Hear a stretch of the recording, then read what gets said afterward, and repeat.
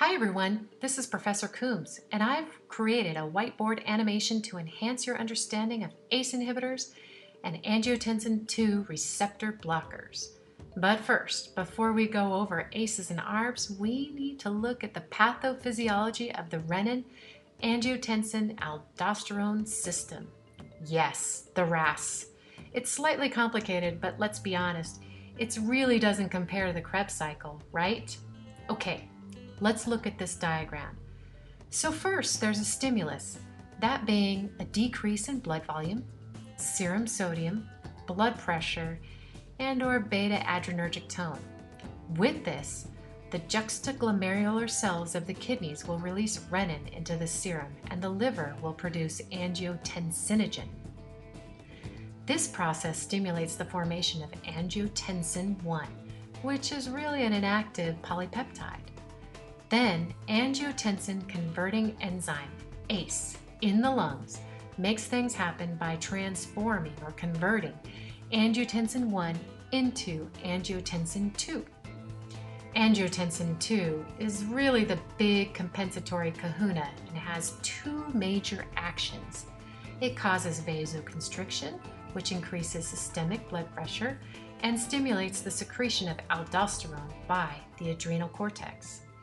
Aldosterone then impacts the situation by saying to the proximal tubule of the kidneys, hey, let's hold on to sodium and water, which further elevates blood pressure. Aldosterone also promotes the excretion of potassium by the distal tubule of the kidney. This feedback loop is completed when blood volume, sodium levels, and renal perfusion is restored. So, medications that are angioconverting enzyme inhibitors act by decreasing the conversion from angiotensin I to angiotensin II, and thereby decreases the production of aldosterone. ACE inhibitors reduce vasoconstrictive mechanisms, lowering vascular resistance, but they don't have an effect on cardiac output or GFR. ACE inhibitors can have many benefits. They are known to protect the kidneys for those with existing proteinuria. This occurs with the improvement of renal hemodynamics by reducing intraglomerular capillary pressure. Other advantages to ACE therapy are decreased risk for cardiovascular and cerebrovascular disease. These medications also enhance insulin sensitivity. Another fantastic benefit of ACE inhibitors is they improve myocardial oxygenation and reduce remodeling of cardiac tissue. No, not that type of model. You see, angiotensin II has been shown to cause remodeling, which is the creation of fibrotic, stiff scar tissue. With remodeling, there is an increase in cardiac hypertrophy after an ischemic event and elevated systemic vascular resistance. ACE inhibitors are recommended for young Caucasian patients. They're not as effective in African American patients when used alone. They're also prescribed for patients who have occasional bouts of angina and patients with heart failure and those with diabetes. ACE inhibitors have some pretty well-known adverse drug reactions, the most common being a dry hacking cough, also known as an ACE cough. It usually occurs within a week of therapy initiation. This cough is thought to be associated with higher levels of bradykinin. Sometimes switching to a different ACE helps these symptoms. Other ADRs include hypotension, which is really the most common, particularly orthostatic. Orthostatic hypotension equals falls, usually within an hour of administration.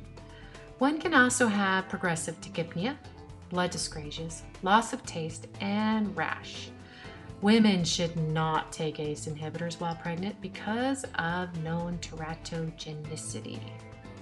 ACE inhibitors are known to elevate potassium and may potentiate acute renal failure. So we use these cautiously in older adults and those with impaired renal function. Another adverse drug reaction associated with ACE inhibitors is angioedema. Yikes. This is so crazy and scary. We are talking an airway emergency here. Thank goodness it only occurs in approximately 0.2% of patients, but is 3 times more common in those of African American and Asian descent. Examples of ACE inhibitors are lisinopril, enalapril, captopril, and benazepril. Notice the pril ending, but don't get too caught up on that because it can burn you in the long run. Now, let's move on to angiotensin receptor blockers, or ARBs. These drugs act by preventing binding to the angiotensin II receptors in the actual arterial walls, kidneys, brain, and heart. This also decreases vasoconstriction and reduces peripheral vascular resistance. ARBs are prescribed for patients with kidney disease, but not in late stages. They are also not as renal protective as their ACE inhibitor counterparts. ARBs are also recommended for patients with heart failure and are considered an alternative medication for those who can't tolerate or become resistant to ACE inhibitors. There is no ACE cough with an ARB because bradykinin levels are normal. Therefore, those with that pesky cough can switch to an ARB. ARBs can be efficacious across ethnic lines, but ARBs are expensive. And some generic forms are finally emerging, but financially savvy providers will still choose a generic ACE over an ARB due to the cost, the economic impact on the patient. So, adverse drug reactions with an ARB. Hypotension, yes, we see it again, but that's expected due to the mechanism of action, right? Educate your patients to change positions slowly, and please don't double the dose if missed. Patients may have tachypnea on an ARB, same as an ACE. Another ADR is hyperkalemia. Yep, this all relates back to the pathophysiology of the RAS, and with RAS inhibition. Pregnant women shouldn't take an ARB as well. It's a class C through D recommendation. Examples of ARBs are losartan and valsartan. Okay, let's summarize. ACE inhibitors work on preventing angiotensin converting enzyme in the lungs from transforming angiotensin I into angiotensin II.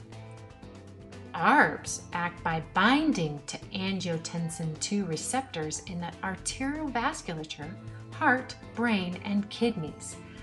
The end antihypertensive result for both is a significant decrease in angiotensin II and aldosterone, which will lower vascular resistance and volume. Absolute contraindications of ACE inhibitors and ARBs are bilateral stenosis of the renal arteries, angioedema, and pregnancy. Well, that's a wrap. This has been a quick learning clip from Professor Coombs. Remember, knowledge is power. Increasing your pharmacologic capacity enhances safe nursing practice and optimizes patient advocacy.